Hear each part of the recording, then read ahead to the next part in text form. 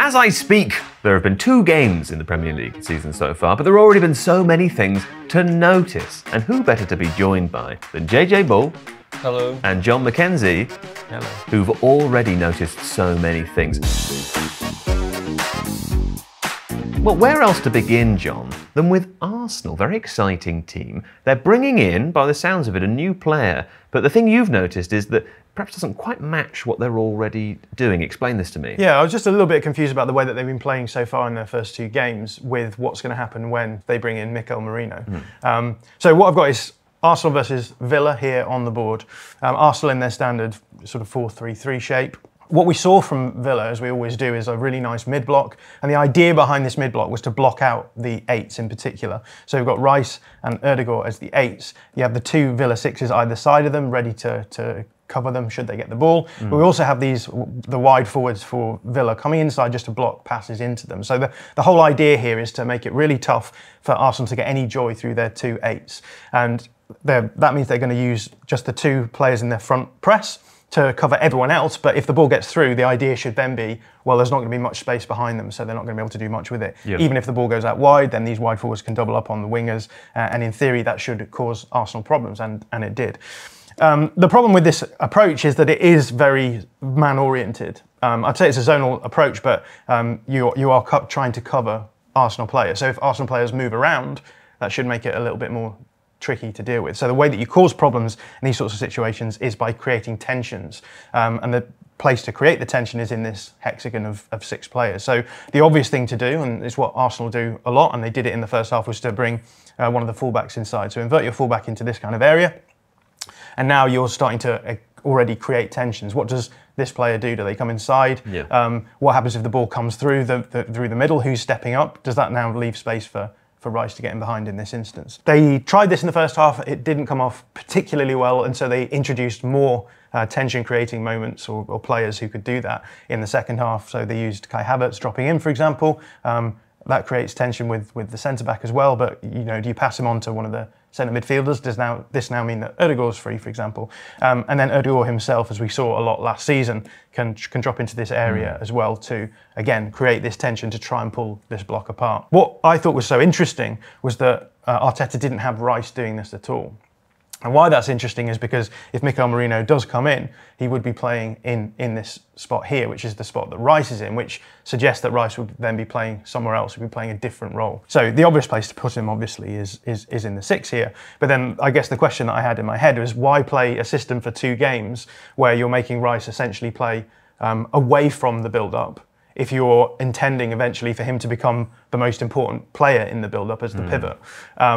I think there's arguments you can make for why he might have played in this role. I mean, one of them is, who else do you play in that role if Rice isn't there? We've got a couple of players, Partey, Jorginho, who you could play in the pivot role. So maybe it's just the case that you're going to... it's a squad issue. Yeah, right? It's a squad issue. But the other thing, I suppose, is that they probably wanted a player who could actually cause tensions against the Villa back line, because as we know, Villa have really aggressive triggers on their back line, so they're very late dropping. People call it high line. I think I prefer to think of it as they're very late dropping, so there's often space in behind that can be attacked. So they probably wanted a player like Rice who could box crash. That's the role that I expect to see Mikel Merino playing. So that could be an explanation for it.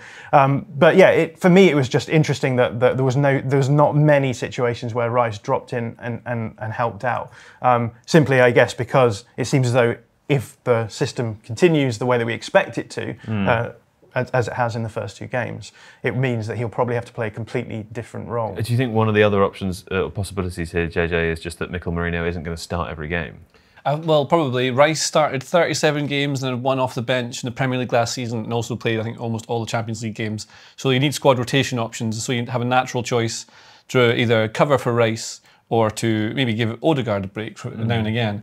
But I'm just thinking like this, right? If you have the left back, seems to be always the one that comes inside for this. I mean, it gives you the option, right, to play Rice as more of a 6 if he's not as strong in build-up. You've got Jorginho can come in as well. But if you get rid of that and have Rice in here, then they could play either Zinchenko or Calafiori could come in here and give you that sort of option. But I guess if Rice is the left-sided mid and this is the one coming inside, you can't really drop that one as much. So the option would really be to drop Odegaard into that position, but then you're losing someone further up the pitch. So that could be another reason why, although they might expect to bring Rice back in, it's not that Arteta want to exclude him from build-up. It might just be a function of the way that the existing team play. Yeah, and I suppose that does prompt another question, which is last season we saw Odegaard having to solve a lot of problems for Arsenal. So in the second half of the season, he was doing a lot of the dropping in and building up. He does a lot of the progressive second phase stuff as well. And then he's expected to be a creative fulcrum in the final third as well. I guess that does raise questions about whether or not Arsenal are too dependent on Odegaard. What happens if Odegaard does get an injury at some point? How does that affect the way that Arsenal are playing? And it's worth saying, I mean, Odegaard's had plenty of problems with his knees in his early career.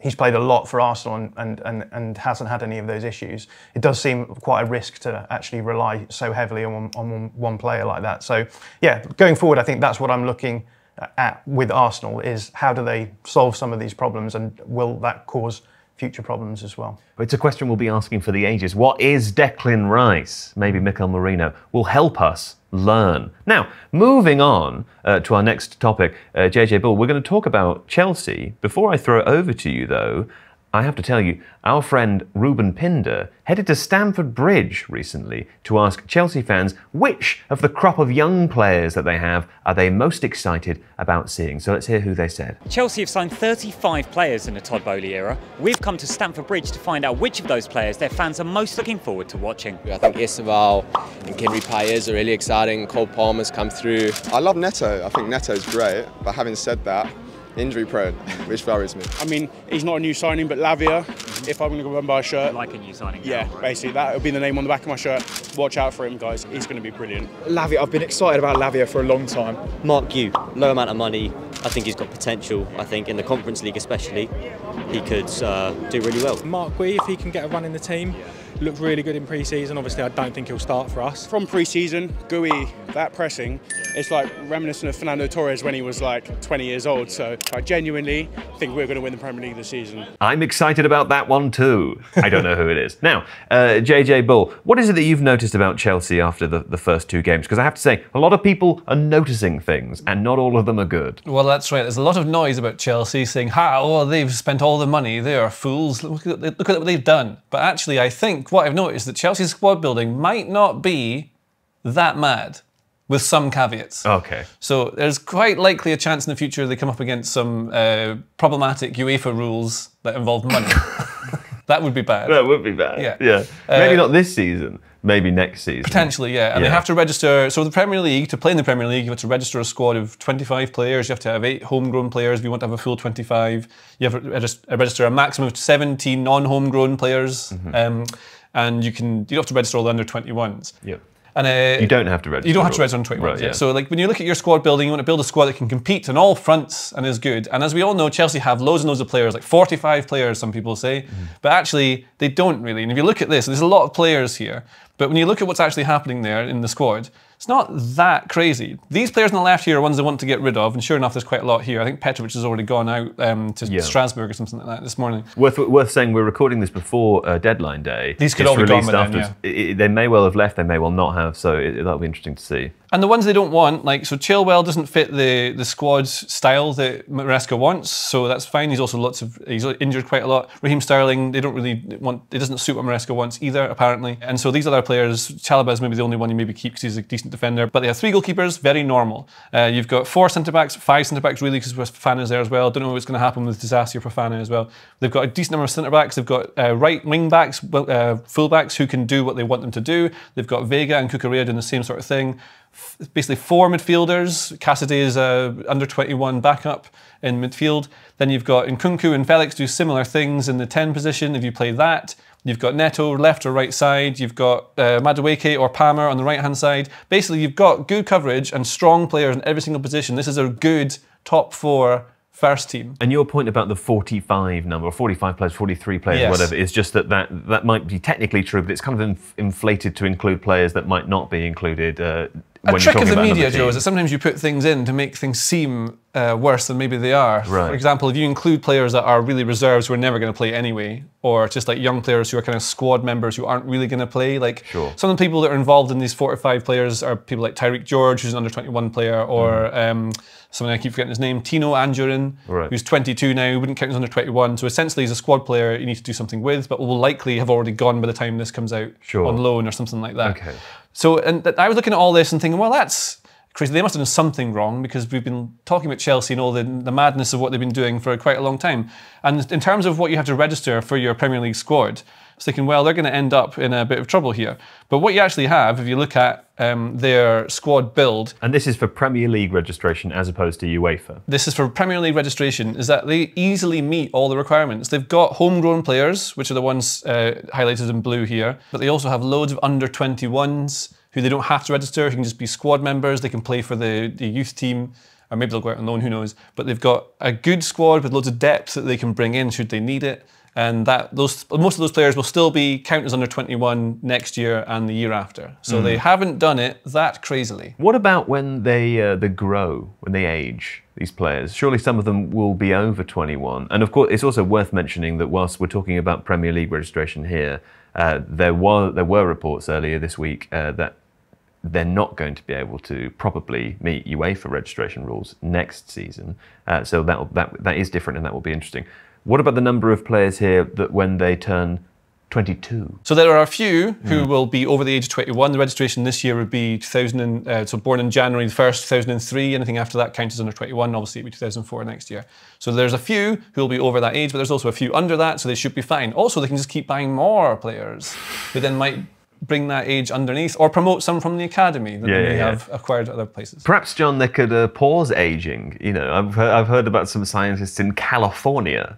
Yeah, hasn't worked for me, I'm afraid. No, sadly, no, it really hasn't, has it? Okay. I guess one of the other questions would be that you've talked about how Chelsea have ended up with a good squad across the field because they've got 2 players in each position, but actually there's quite a few of these players who actually, when you look at those positions, both players would expect to be starting. So, for example, like Cole Palmer and Noni Madueke, both of those players will be wanting to start and will feel if they play well. Madueke's just scored a hat-trick. And I believe Cole Palmer had an hat-trick of assists for Madueke, so they did both play. Yeah, that's true. But then you've got Dewsbury Hall, you spent a chunk of money on him this summer, playing in the same position as Enzo. Both of those players are going to expect to be starting. We've got Reece James and Mal Augusto. Both of those players would be expecting to start. Yeah. Surely at some point down the line, you're going to have an issue with players who think that they deserve to be more regular than the other. Well, I would say in those exact examples, James is like the captain and the older player, so he'd expect to start probably most games, but he has injury problems, you can't rely on him, and so you need a really high-level player who can replace him, and Gusto is under 21, so you've got that. You don't even have to register him, you can play, and also he's also very, very good. Players like Enzo and Caicedo and Lavia, they've got these 3 in this position. Dewsbury Hall comes in. Dewsbury Hall, it probably suits what Maresca wants. He can rely on him to come in certain games and do certain things. I don't think he'd expect to start. I think he'd expect to be more of a squad player and might raise the level from players around him who's competing with, so that maybe you get that competition for places which perhaps wasn't there before. Then you have players like Mudryk who have really underperformed since signing, so you'd hope that Neto raises the level and pushes him to try and be better, and you can see how you're supposed to actually do it. Who else did we say that we needed to? Nkunku and Felix, I suppose, would be. Well, that's it. And another thing is that's the weird one, because in Maresca's like the system that he tends to play, they don't really have those players. If you think of it as more of the Guardiola attacking 8s, they'd probably start slightly deeper, and it's not really what suits these. These are kind of positionless players who like to be around these areas rather than being up top. The only real weakness probably in the squad is centre forward, because Guia is 18 years old and was a cheap buy from Barcelona. He'll probably be a decent player in the end. Jackson, I think I rate very highly, but then if he gets injured, you're only relying on someone like Guia or someone to then play that as a false 9 kind of player. That we know, because of course they may well have signed another striker by the time this video is released. Yeah, I mean, the thing that's funny about it to me, I suppose, is we're used to seeing this sort of scenario at the very elite teams that are winning in their leagues, and that, you know, at Manchester City, for example, where there are 2 elite players competing for one position, and you sort of accept it because it's Pep Guardiola, you're going to win a medal, and if you don't like it, you move on and we'll get somebody else. I guess we're not used to seeing it at a team that finish outside the top 4, so that's maybe quite funny. Fake it till you make it. Yeah, why not? Okay, now, speaking of making it, Brighton have been making it good over the summer. John, because they have a new coach, Hertzler, the youngest Premier League manager of all time there. They spent a lot of money, brought in some lovely new players.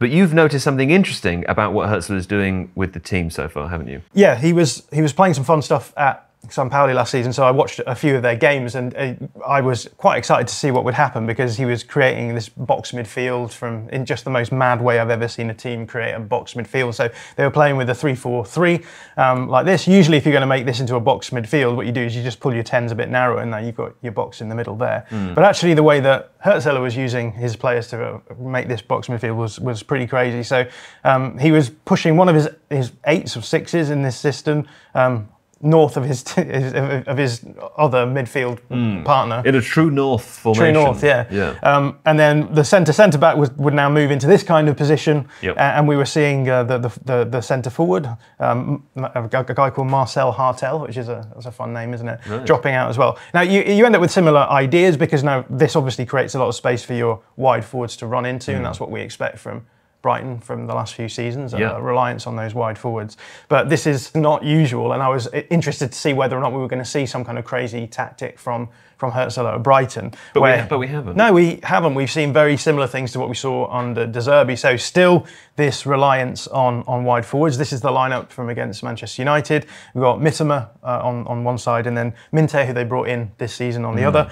They've leaned into these wide forwards, these really exciting wide forwards who do these out-to-in runs, and the whole system is based around getting these guys into dangerous positions. They're all very good. Similar in that sense. Similar in that sense, and yeah, they've backed it up in the market as well. We've got Simon Adingra, who was there last season already, but they brought in players like Rutter from Leeds, and Brian Gruder, who is an exciting youngster from Germany, played for Mainz last season, and I think there's a lot of aficionados of German football who are very excited about him. Well, let me tell you, John, not just aficionados, because I was listening to Seb Stafford-Bloor on the Athletic FC podcast earlier on this week, and he said that Nagelsmann and some very senior and important people in German football are very excited about 3 players. One of them is Brian Gruder. Let's hear from Seb on the FC podcast now. There's a German signing, Brian Gruder from Mainz. You've cast your eye on him. What do we make of him? He's a wonderfully gifted player. Last season was probably his first as a kind of a proper Bundesliga regular at Mainz, and it was tricky because Mainz came into the season under a very jaded Bo Svensson, who'd done wonderful things at the club but had kind of run out of steam. In came by Henriksen, who rejuvenated the side, got them playing quickly, and tellingly to Gruder's strengths. So I'm sure all the Brighton fans who've been on YouTube to find his highlights will know this already, but wonderfully expressive ball carrier. It's not quite a straight line, but I would draw a little bit of a comparison to someone like a very young Bernardo Silva in terms of how he drifts from outside to in. His distribution is not there yet. That's something that he has to learn. And I suppose, like in the context of German football as a whole, I think there are 3 players who Julian Nagelsmann and the DFB are really excited about for the kind of the coming generation. One is probably Rocco Reitz from Borussia Mönchengladbach. Another is Angelo Stiller from Stuttgart. And the third is Gruder, because just before the European Championship, him and Reitz were called up as sort of an internship in a way, isn't it? Come in, fill the place out, get used to some of the bigger names and play in this environment. Gruder is, I think, with the right handling, going to just have a wonderful career. And I actually think Brighton have done extremely well with the fee. I think he's well worth it. And as long as everybody's patient and accepts that he's not a finished product, I know that's a difficult thing to ask, but he has all the talent in the world. There we go. So, I mean, before I listened to that podcast, actually, I wasn't quite clear on just how highly rated Gruder is. Now I'm excited, John. Yeah, he'll be great to see him start. I don't think he's played yet so far, but no. I'm looking forward to seeing what he can do. But in terms of the system then, lots of similar ideas to the ones we see with De Zerbi. One of the things I noticed against Manchester United was that Brighton are still doing a lot of this build-up stuff. They still use a lot of the same sort of escapes to get out of tricky situations. So obviously Brighton want opponents to press them high up the pitch, because that's going to create space in behind for your exciting attacking players to actually exploit. Yeah. If you're baiting presses, you need to have escapes because you need to have escape routes so that you're not caught with the ball. And one of the ones we saw was this really nice, what I call it a half space escape. Half space escape. A half space escape. Where, the centre-back can play the ball into this area and one of these two forward players is going to drop in. Usually when you do this, the opposition have pressed high and then they'll be leaving one of the pivots free. You can just play a bounce pass into that pivot, and then usually because you're building up on this side, there's space on the other side, and you can find your attacking player on the other side. So very similar ideas. There are slight differences. So with De Zerbi, we often saw a double pivot in deep build-up, and then that would become a single pivot further up the field. Here we saw just a single pivot with maybe a James Milner dropping in to help out. But the general principles are the same, and I think that's interesting because it shows that Brighton have clearly got their processes right. What they're doing is they're building a squad to play a certain game model, and they're bringing in managers to use that game model as their approach. And it means that you have continuity. So you bring in another manager, you don't need to change up all of your players, you don't need to change up all of your tactics, you don't need to have these periods of resetting and being like, well, we need to give the manager 10 weeks, 10 game weeks here to actually settle in.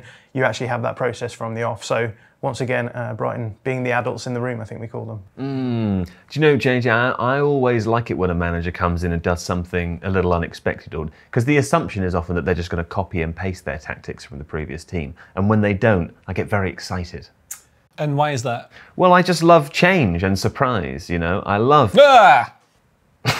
Now, before we move on to discuss another team with the old press baiting, I want to hear from Phil Hay, writer of the Athletic FC newsletter, with something I have almost certainly missed from this week because there's been far too many things. Phil, tell me something interesting. Here's something you might have missed from the world of football this week. It concerns FIFA, football's world governing body and everybody's favourite PR specialists. They're embroiled in a rather weird court case at the moment. Long story short, they've taken the hump with an obscure African website which they say is publishing defamatory information about FIFA and FIFA employees. I've never heard of this website. You've never heard of this website. None of us have ever looked at it, but we might now. Anyway, FIFA are suing Google, claiming that Google's search engine should not be allowing links to this website. Google are arguing that they can't be expected to police the entire internet. Who'll win? Stay tuned to find out, and sign up to the Athletic FC newsletter for more weird and wonderful stories like this, and all the biggest tales from Football Daily, straight to your inbox, Monday to Friday. Now, and if you want to subscribe to the Athletic FC newsletter, you should do. It's free. There'll be a link in the description underneath this video to do so. Phil's terrifically funny, and it's where I steal all of my ideas from. Now, tell me something else, JJ, that I can go and immediately tell other people as though I came up with it. But this one about Liverpool, please, because there's a new manager, Arne Slot, and he's replacing a long-term beloved, era-defining coach in Jurgen Klopp. What are the differences here? Because I'm too, I don't know. Well, let's have a look and try and figure out what those are, because we've seen a lot of differences from what Slot's done at Liverpool already compared to what Klopp was doing. And there have been some lovely passing sequences breaking copyright rules all over Twitter recently. People sharing particular passages of play that they found really nice than what Slot's done. Passages of play like this one. So this is a sort of accurate scenario from the game against Brentford. Brentford playing in a 4-4-2 out of possession. And as we said, lots of teams want to stop you trying to play through to these two players in the middle. And you've got lots of players here that can just stop any passages of play through the middle here. So what we see here is the back three. Robertson is part of a three. Kanate going wide here. And then you've got two players here. What we've seen under Slot so far is that Alexander-Arnold is pushed forward occasionally to be almost up here. Just again, have some fun in behind the midfield here and this sort of bit here. But the important bit is how they get the ball forward, because there's one passage of play in particular that people have been sharing where Van Dijk has the ball here. They can't really play it through. And so what they do is he pings it wide to Salah, who takes it down. And then you've got this wide triangle, Szoboszlai and Alexander-Arnold, who can rotate positions and exchange positions here, have a bit of fun. And what ends up happening with this wide triangle is that Salah ends up going on a bit of a run, combines with players, lovely 1-2s, and I think he gets a shot away, something like that. But these are all things we saw under Klopp. These are all Klopp things. Yes. The wide triangles is in Pep Lijnders' book, he talks about wide triangles all the time. They worked out ways to get these players to rotate to do this. Also, this is a decent solution. That's why Van Dijk is one of the best defenders in the world. He can ping those wide passes. That's one of the things he's always been doing. And he's got very good ping, John, when he's playing online. A fantastic ping, a low ping. But this is what you do when a team's stopping you from playing through the middle or trying to block you rather than trying to press you. And what Slot really wants to do is create space by pulling someone towards them Basically, he wants to encourage pressure because it creates space so you can attack players more behind the ball. Echoes of Brighton there. Well, very much like what De Zerbi would have done in the past. Very exciting. And I can show you, because there's examples of it against Brentford as well, earlier in the game, when they were encouraging them to press, and they did not like what happened, what the outcome was. So, same position, really. Rather than the back three, you've got the back four here. And in the past, what Liverpool probably have done under Klopp is you'd have maybe players here and you'd want to try and pass it around to push the opposition back ever further because you're passing it around, and eventually you want to try and zip it into an 8 or a 6 or something, then you can go from there and attack that way. But what they're doing under Slot is this sort of thing. So the ball starts with Alisson in a goal kick. You've got the Brentford 4-4-2 out of possession shape. And when you press, you'll normally go man to man because you want to make sure that no one can get the ball. So when they clear it, you can win it back. So your front two is quite important here. Now, Alisson has the ball. So what they do in this position is that these players, the centre-backs, know they need to go deep like this, which splits the middle, which means that these players will then drop in. Gravenberch and McAllister maybe as your two pivots here. And then Alexander-Arnold might pull a bit wider. Robertson might go a bit wider here. So what will happen is when Alisson has the ball, he will put it wide to someone like Konate, and then the press will begin from Brentford, and then they'll start trying to push out like this, and players will jump up.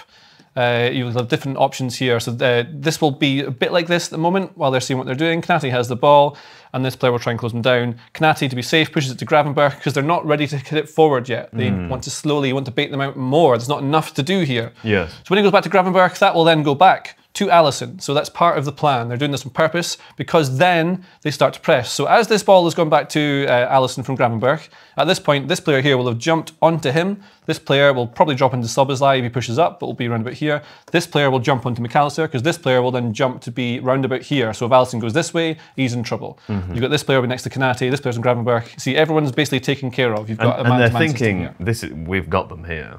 Well, this is what Brentford think. They're going to push them to either clear it, so they're going to knock it long, then they win the header and they've got the ball. That's one of the things you might get. Or you might win a turnover high up and win the ball that way.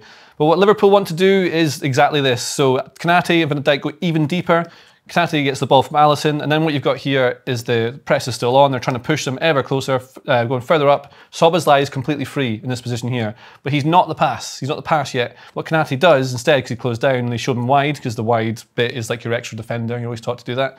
He knocks it down the channel to Salah with his back to goal, which is something we haven't really seen much of. But he's very, very strong, Salah. And when he wins this ball, he takes this player out of the game with him, which then leaves this player completely stranded. You know the tensions that John's talking about earlier? Yeah. This is a really big tension. Does he go? If he goes there, he can just spin and he's in behind. So obviously he can't do that. He's got to stay here, which leaves Szoboszlai, one of the best players at running with the ball in the Premier League, at you here. So now Liverpool have a 4v4 with some of the best players in the entire of Europe, if not the world, running straight at you. Where one of their four's probably already beaten his man. Well, exactly. And then this is the situation you get, because by baiting them out, you've created this space in here. You can see it's all in here. That's the space you create, which means you also get your 4v4 at the end. And then you start getting the Klopp things that come in, like Alexander-Arnold pushes up. He's part of this move. Szoboszlai moves up. You get the rotating wide triangle that can all rotate and create the chances up there. And so this is what you do when you want to create space in the deep part of your build-up.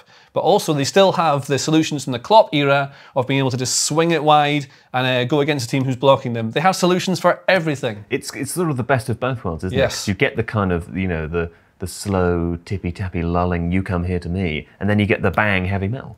Yeah, the one thing, because the Klopp's teams would go and push it forward early, maybe over the top, and they're still doing that, but then they try and gegenpress to win it back. That's the big difference. I don't know if you've noticed them trying to do that sort of stuff still, John. Yeah, I mean, the history of Klopp was fun anyway, right? He turns up in the Premier League and he has to adopt a lot of ideas from, I think, Pep Guardiola. And with Pep Guardiola, as you said, like a lot of what you're trying to do is force the opposition back and back and back, and you're reducing space, and then you're only as good as how well you can break down the block that you've created. Whereas what we're seeing now is a lot of these managers saying our players are much better at attacking in space. If you get this situation where you've got 4v4 against Brentford's back line with Liverpool's front line, more often than not, you're going to expect Liverpool to come out on top there. So we're seeing more teams like flip the Guardiola logic on its head and say, we're going to sit deeper, possess the ball there, and then try and find these ways out. And I think it makes for, I think people would argue, much more exciting football than Guardiola's sort of heavy control, retain possession, defend with the ball to sort of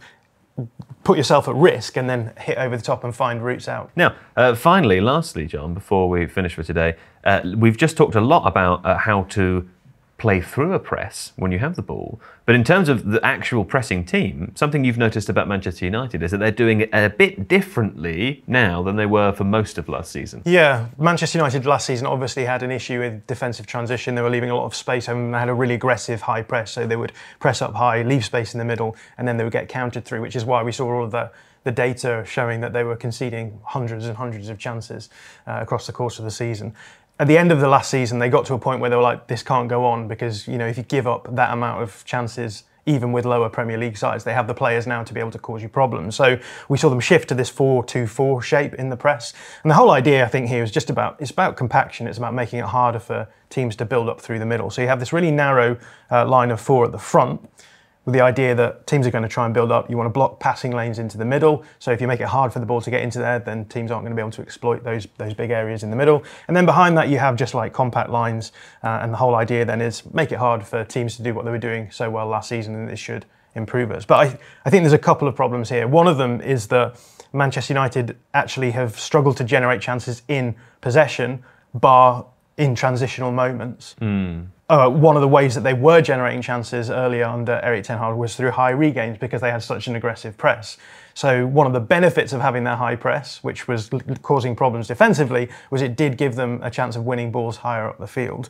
If you take that away and you just play in this sort of very blocky way, then you reduce that. So if you remember the Community Shield, for example, Manchester United did create a few chances in transition, but there was very few situations where they were actually able to challenge with their press, because they didn't want to lose their compaction. So the question is, if you play in this way, are you just giving up those high regains? Actually, Manchester United are going to jump into more aggressive high presses from this system, but then as soon as you're doing that, you're creating problems for yourself again in making the space open out in the middle. So a good example of that is when we talked about it before with Brighton. If there's going to be certain situations where, let's say, a team are trying to build up, I'll just put the centre back here and the full back and the goalkeeper on here. So this team are trying to build out with the ball.